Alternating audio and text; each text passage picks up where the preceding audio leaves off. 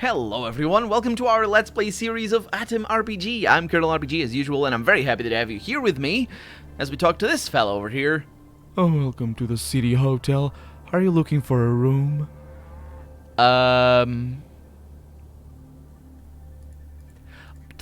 We start off this episode with an amazing sentence. My character is gonna say, yeah, I could do with some 600 minutes of sleep. We can arrange that. Yeah, this house is interesting. A room will cost you 50 rubles, breakfast included. I hope you're not allergic to rat meat. Our suite, that's how I think it's how it's pronounced, is occupied, I'm afraid, but the standard room is quite decent too. Oh, that's not too bad. That's actually pretty good. No, but I don't need that. Let me ask you some questions. Okay, ask away. So what's life like in the city? I could say it's tolerable, but should I? I don't think so. To me, life in Krasnoznameni resembles a spoonful of jam with a fly stuck in it. Looks nice, but I wouldn't recommend eating it. I thought you were... Because it's kind of the opposite of that. It doesn't look nice. But you're not gonna die if you eat a fly. It shouldn't be a fly, it should be poison. A poison spoon of jam. That's what he should have said.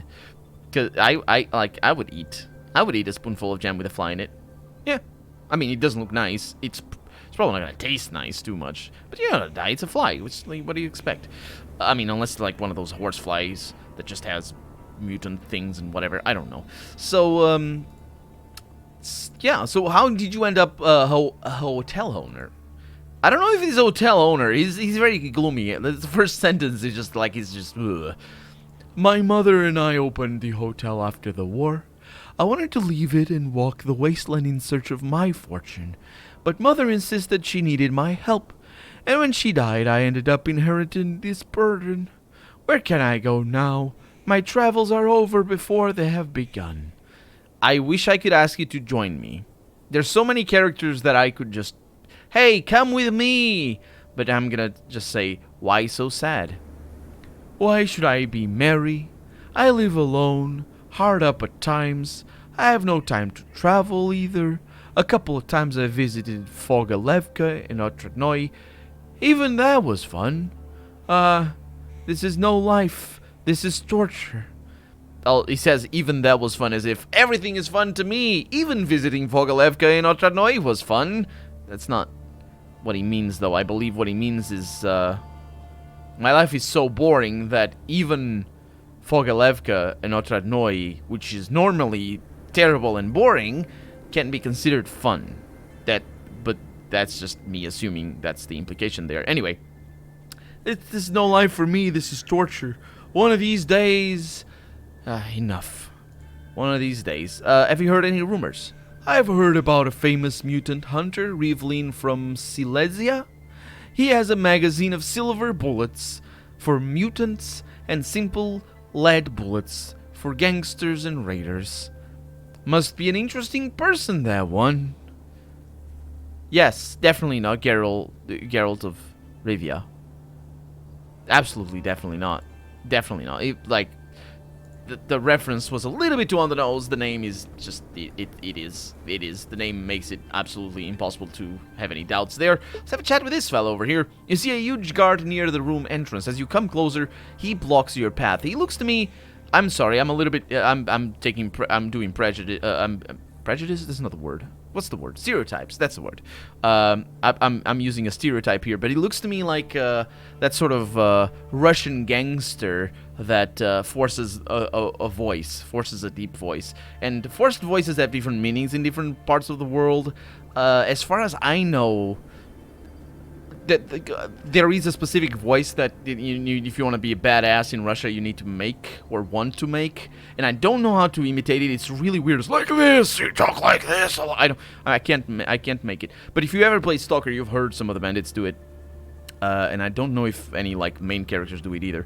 But some of them are like, I think it's something like this, and I can't imitate it. That might sound hilarious if you know what I'm talking about and you're Russian and you know exactly what I'm talking about, because I can't imitate it properly. But yeah, I'm gonna give you a voice that, at least in English and in Portuguese, is the voice you fake to sound menacing and mean and cool at the same time. Stop right there. Artemiev is busy and won't accept visitors. Who are you? Just curious, can I come in? The guard changes his grip on the shotgun for a more comfortable one.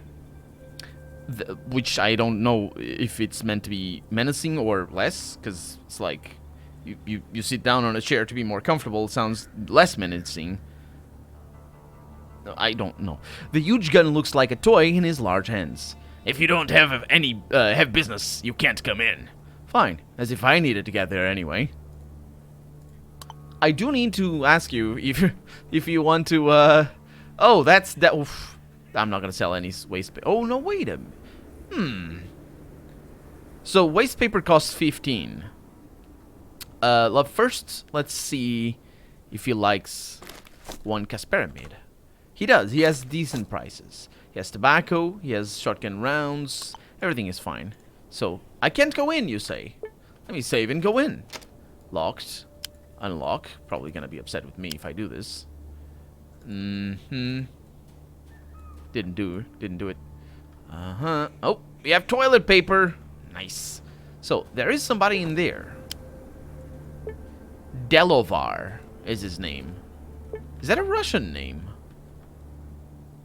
That sounds interesting. And over here is his... No, don't do it. Okay, information. Can I see his name? Guard.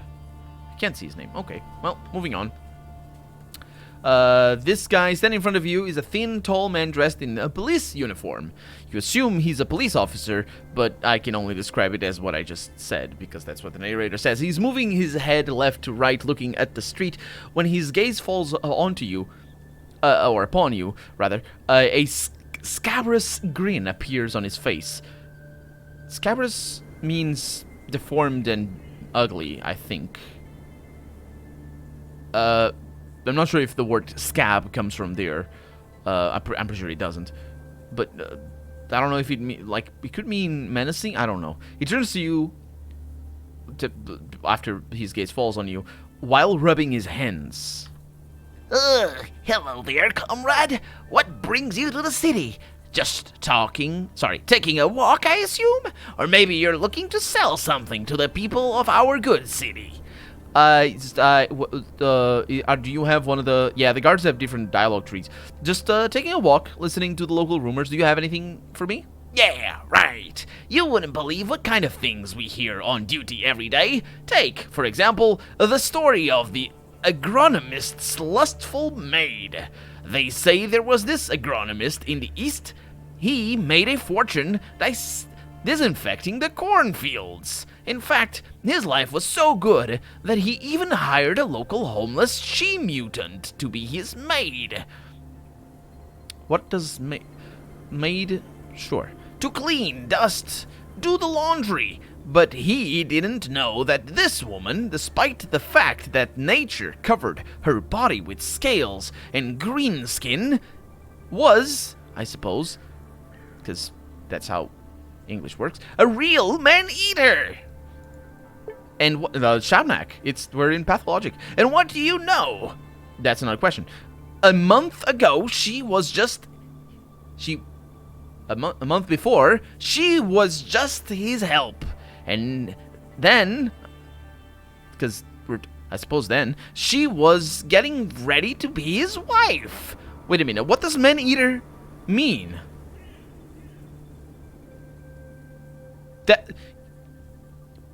Does man-eater... Is it like a womanizer? Except it's a manizer? Because the womanizer doesn't work both ways. Also, does it? Actually, there might be a word for that. I don't know. Either way, is that what it means? Like a woman that just, will die. You're mine now. It's like she'll be, she'll choose men and they can't escape her grasp, and she's like a true dominating. And is that what he means? I don't know. Anyway, let's continue. I could never do that, to be honest. You couldn't be his wife? Right. And that old fool is so happy, inviting his neighbors to the wedding. Patooey, which I believe is him spitting. But yeah, it's quite a story. It's quite a story. What if I'm here on business? Why do you care about that? The militiaman's eyes, I suppose, become round as he fakes surprise. I didn't know his eyes weren't round. Toot toot. What about checking documents, trade licenses, permits, stock, and of course, who else could offer you a private theft protection plan? No one does business without it nowadays. Do you know how much work a militiaman has around here? We can't always keep an eye on your store, so you might get robbed. Not having a protection plan isn't smart.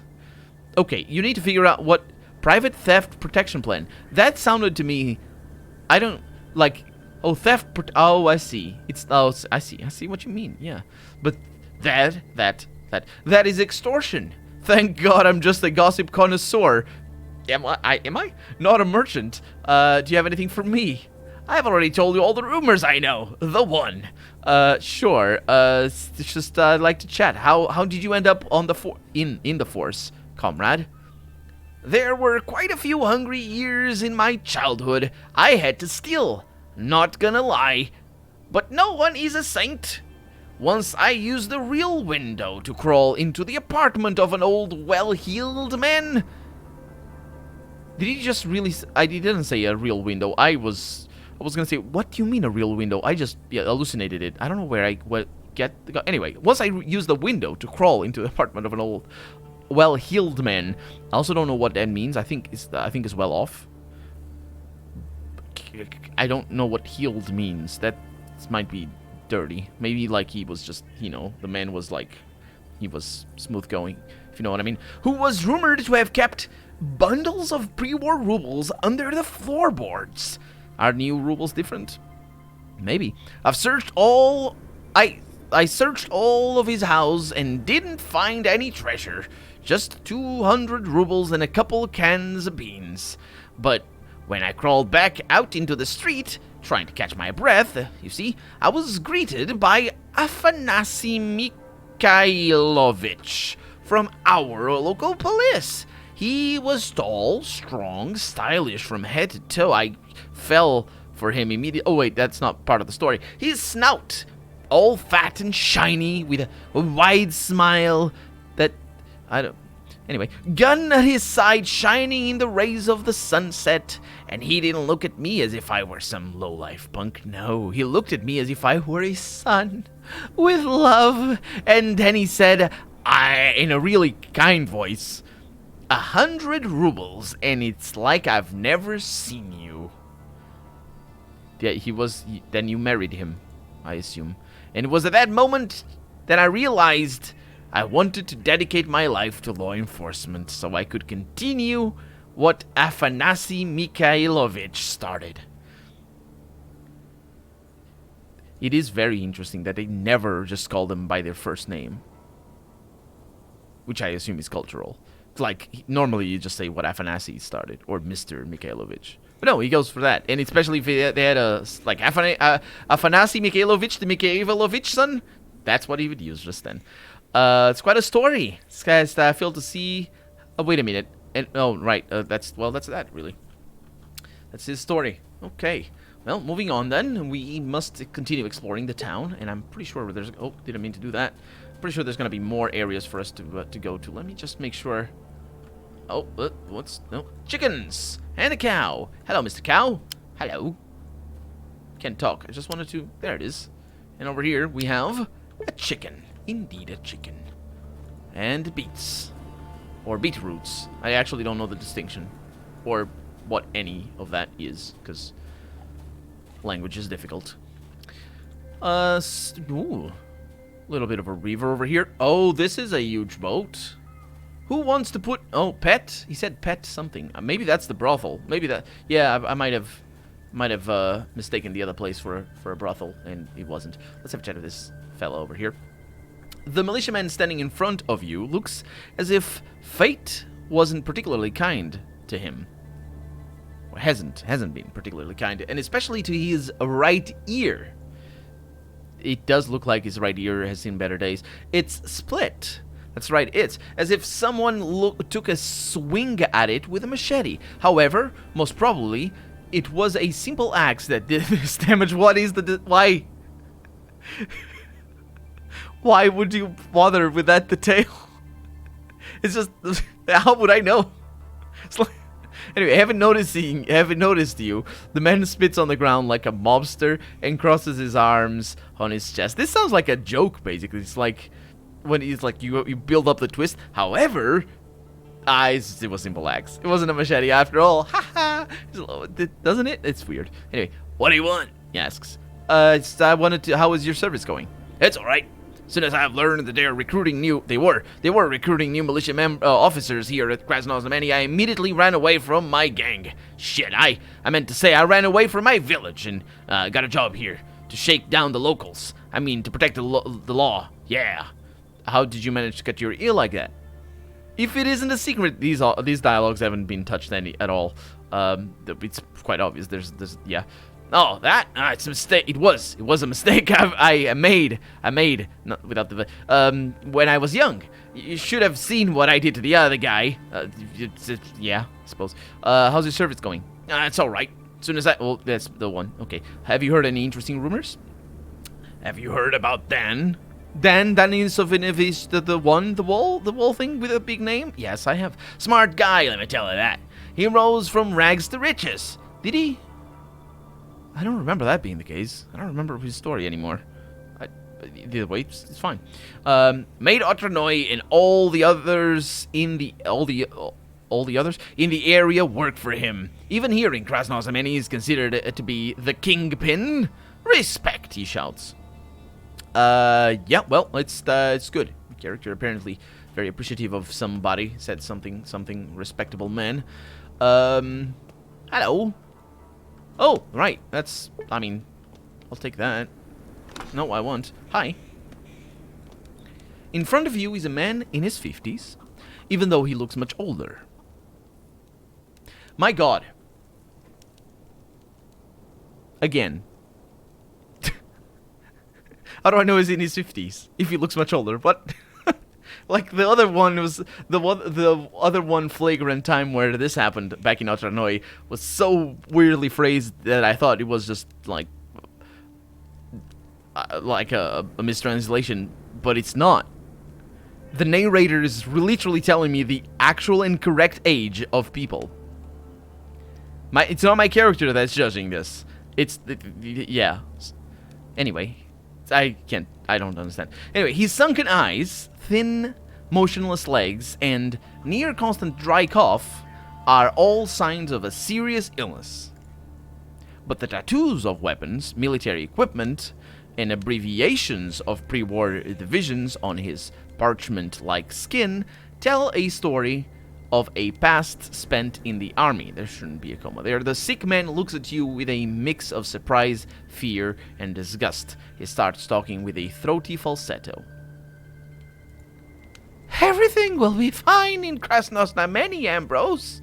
You get a place to stay, a pension, Ambrose. Everyone will respect you, Ambrose. The high-pitched parody of a female voice that was meant to be that? Okay. Is replaced by... I went more for the old person's voice. Was replaced by... Also because he looks old. It's fine. By a thick soldier's brass. Foolish woman, he says. I don't know what brass is. Yeah, I got my own place, but everybody, and their uncle too, I believe not two, it's two, keeps parading in it. Parading in your place. Okay. Who are you? And what the hell are you doing here? He says. Me? I'm just, getting to know the locals. Can we talk? Oh my goodness. I while away here, crippled and forgotten, but some hoodlums just can't leave me alone. Come on, tell me what you want to go away. Okay, I want to know about yourself. Militia past, unclear future. That's original, right? Don't call out the lack of originality in your own game. Don't do that. Also, why would it... Like, if there's one thing this game has going for, well, there's a few things that this game has going for it in the writing, but I think the thing that it has going for it is just how everybody is completely different from from everybody else. That's just Atom RPG. Do you want to have a bunch of different characters that are completely different from one another? I'll say completely. Some of them are similar a little bit, but anyway, there's some underlying themes every once in a while. What are you doing for a living? Krasna Zameni is paying me a pauper's pension. I skipped the sarcasm because I'm not about to deal with that. What do you think of Krasna Zameni? They have respect for the old and the crippled, he says. But not too much, of course. Just enough to stop me from wanting to assemble a mine and blow up their damn government bunker on one nice sunny morning, he says. Will you share any rumors with me? He says, what's the use of sharing them? People have been talking for, I can't remember how many months now, but about some shady people in Paragon who are doing God knows what under the disguise, sorry, not the disguise, under the guise of a barbecue shop. Yeah, this difference between guys and disguise. But our local politicians still go there to eat. Yeah, I've heard of this. See, they're connected, especially this whole storyline seems to be connected. Okay, well, thank you very much. Ambrose Trufelev. Apparently I know him. How about an interview? Oh, the old war dog. Right. Again? Why, you. The man unceremoniously points his scrawny finger at you.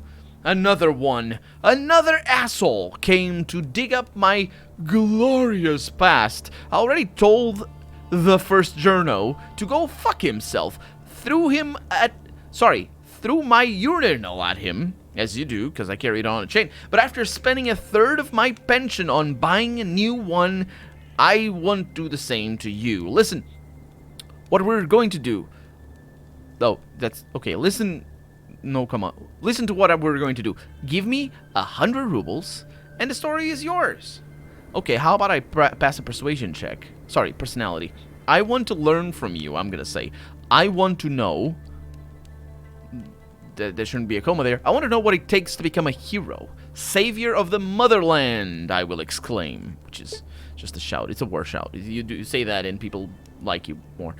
Oh, goodness gracious, he says. What a nice guy you are. Okay, I'll tell you everything. Just stop brown-nosing. Listen.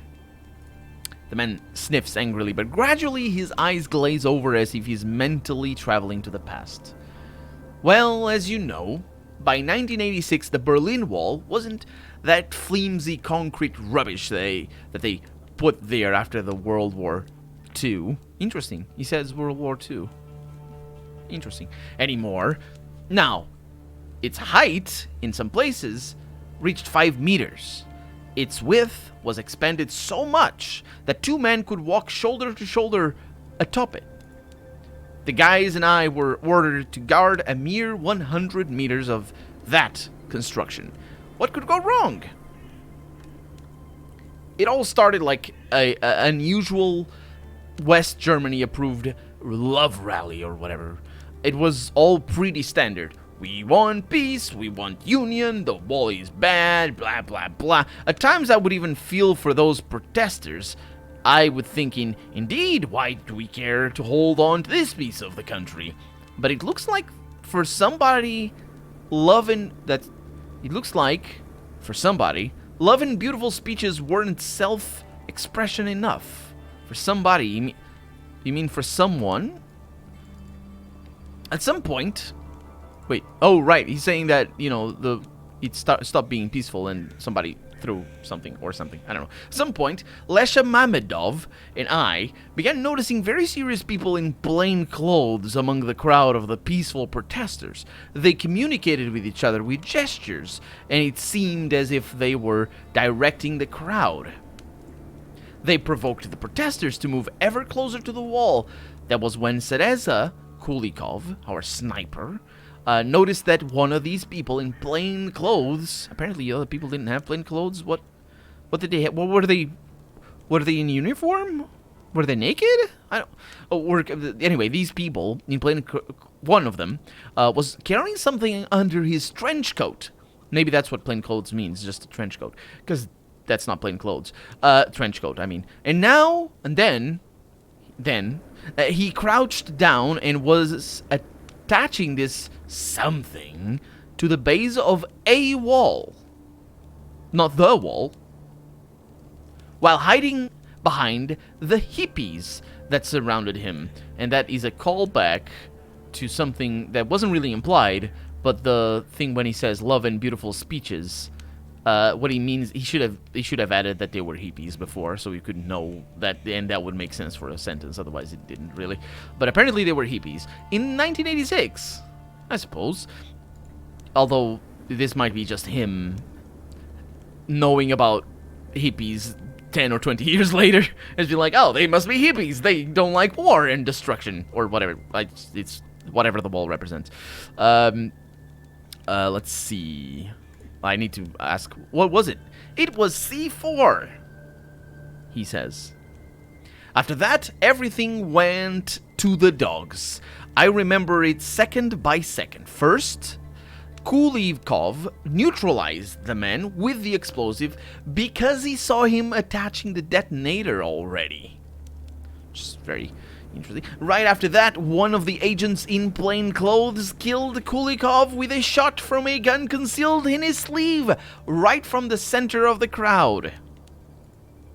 I can still see the poor guy falling from the wall and holding on to his neck. It's interesting that this Kulikov dude neutralized somebody, but the other one killed him. I don't wonder what neutralized means. I mean, it could mean anything, really, including killing, but anyway. After that, he says, the crowd that didn't figure out what had happened, which means there were crowds that had already, rushed to the nearest checkpoint, attacking us for their murdered quote-unquote friends. He does air quotes, apparently, because these could be infiltrate people. Is he assuming that? I don't know.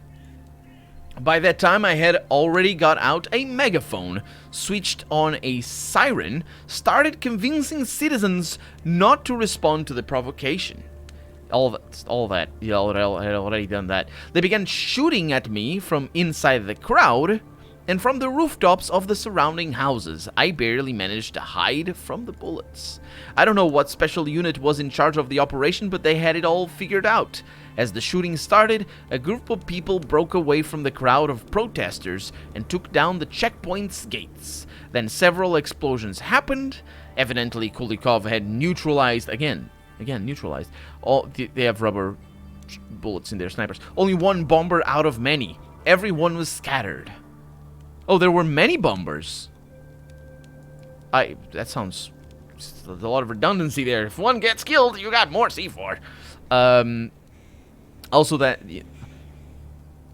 What did they hope to accomplish with a C4 in the middle of a crowded protest? Kill the protesters? Because that sounds like what it is.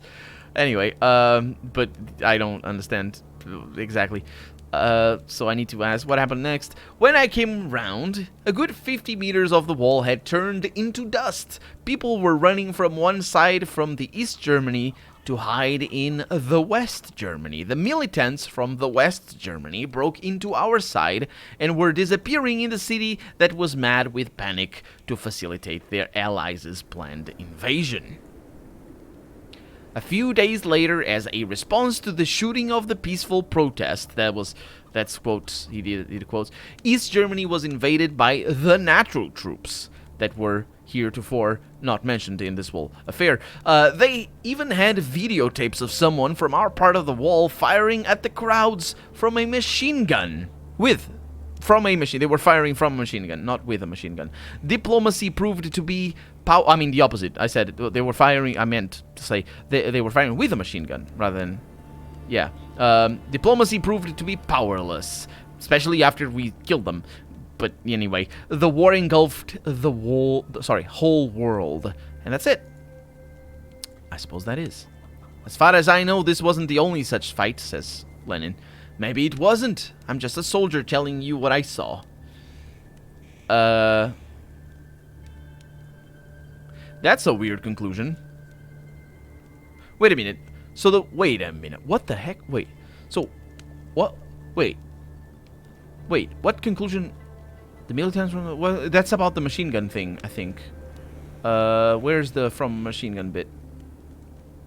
I was sort of flabbergasted with this whole people running into East Germany because, oh no, we need to go into East Germany because they really liked it. They did. Let's see. Video. So yeah, they even have videotapes of someone from our part of the wall firing at the crowd with a machine gun. Wait, and that didn't happen? How was that a lie? How would you... I mean, I guess it could be doctored, I suppose. It's not like it was impossible to do back then. It was hard, but it wasn't impossible. The thing is... Oh... I see. So he hid from the bullets. As the shooting started, a group of people broke away from the crowd and took down the checkpoint gates. Right. They never fired back, apart from the first shot. At least according to what he says. Huh. Let's go with that. I don't know, he says. That has always bothered me. That's why I hate it when different morons, different morons, make me remember it. What word is that they translate into different? It's not different, it's just morons. What is different? Various, I suppose? Yeah. The footage on which somebody from our side was unloading a machine gun on the peaceful crowd went around the world, but I'm a living witness to that it never happened. You can't be a witness to something that didn't happen. Or something not happen. Like, I'm a witness to it never happening as well, you're real. Like, you mean you didn't see it? Huh. Well, I guess I can take him for his word that he knows for sure it didn't happen. Because it's storytelling and it's meant to be like that. Anyway, nobody used the machine gun even though we had it. Except I did in fact black out for a couple of minutes. No, I have no idea, he says. Okay, well, whatever, it's fine. I still have the issue that you can't, I didn't see it, it can't have happened. Well, yeah, if you looked at everywhere, but, is that really... It was really just 100 meters, but, it's plausible that he would have, reasons to believe that the machine gun wasn't used. Although he doesn't. Obviously, like, he immediately contradicts himself. Not contradicts, but, undermines himself. What was your comrade in arms, Navigator Vistowski, doing that day? Navigator? Do you mean Heim Vistowski? Yes. These days he calls himself Navigator. He got attacked when defending the checkpoint. He shot tear gas at the aggressors to avoid aggravating the situation. When the crowd took down the gates, he almost had a gas grenade shoved up his ass. Good thing that the guys, I suppose, covered him up and he had time to get away. Yeah. I'm pretty sure it's, yeah, you don't use tear gas against civilians. It's a war crime, I'm pretty sure. Even in 1986, I don't remember when it was decided that it was a war crime. But still, that's one thing. I mean, they did shoot into the crowd before, but yeah.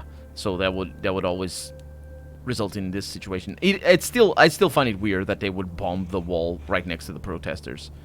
But that sounds to me like there's a lot of things going on in here. I wonder if it is something like that. We're gonna need to report back on all this.